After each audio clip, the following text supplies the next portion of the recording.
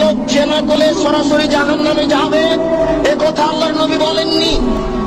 একটা লোক চুরি করলে সরাসরি জাহান্নামে যাবে, এ কথা আল্লাহর নবী বলেননি। পিতা মাতাকে গালি দেওয়া পৃথিবীর দ্বিতীয় মহাপাপ। পিতা মাতার অবাধ্য চলা পৃথিবীর দ্বিতীয় মহাপাপ। এরপরেও যদি মানুষ পিতা মাতার অবাধ্য চলে, সরাসরি লোকটা জাহান্নামে যাবে, এ কথা আল্লাহর নবী বলেননি। আল্লাহর নবী প্রথম দুই বাক্য বলার পরে তৃতীয় বাক্য বলে আগের দুই বাক্য ঠেকিয়ে দিয়ে বলছেন, কেউ যদি আমার দিকে কোনো কথা ধাবিত করে, সেই কথা যদি আমার না হয়, তাহলে তার থাকার জায়গা জাহান্নাম। এবার আপনার সাথে আমার কথা। আপনি যেদিন ক্লাস 2 পড়েছিলেন, সেদিন একটা গল্প পড়েছিলেন। নবী যে রাস্তা দিয়ে হাঁটতেন, একজন বুড়ি সে রাস্তায় কাঁটা পুঁতে রাখত। নবীর পায়ে কাঁটা পড়লে বুড়ি খুশি হতো। একদিন দেখলেন নবী রাস্তায় কাঁটা নাই। তিনি ভাবলেন বুড়ির কিছু হয়েছে। তিনি বুড়ির বাড়ি গেলেন, দেখলেন সত্যিকারই অসুস্থ। তিনি পরিচর্যা করলেন, বুড়ি ভালো হয়ে গেল। ঘটনা যে মিথ্যে? জি না। আমার হায়াত পর্যন্ত সময় থাকলো আমার দিনী ভাইদের উপরে, আপনার হায়াত পর্যন্ত সময় থাকলো আপনি আমার হায়াত পর্যন্ত এর সত্যতা প্রমাণ করতে পারবেন না ইনশাআল্লাহ।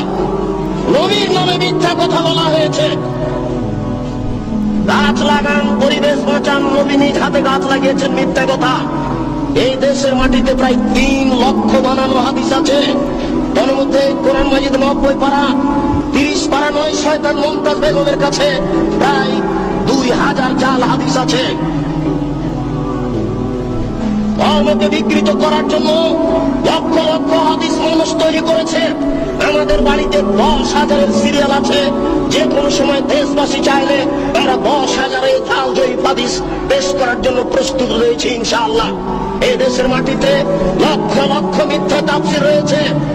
নবী ঈদের মাঠে গেলেন, একটি ছেলে কাঁদছে। নবী বললেন, তুমি কাঁদো কেন? আমি এতিম ছেলে। নবী বললেন, আমিও এতিম ছিলাম, আমি এতিমের অসুবিধা বুঝি। এই বলে তিনি কোলে নিয়ে আয়েশা রাদিয়াল্লাহু তাআলা আনহার কোলে তুলে দিলেন। আয়েশা তাকে কোলে নিয়ে আদর করলেন, নতুন পোশাক পরালেন। ছেলে খুশি হয়ে গেল। বাস্তবতার সাথে হাদিসের কথার অমিল আছে। রাসূল সাল্লাল্লাহু আলাইহি ওয়াসাল্লামের বাড়িতে ভিক্ষুক ভিক্ষা পায় না।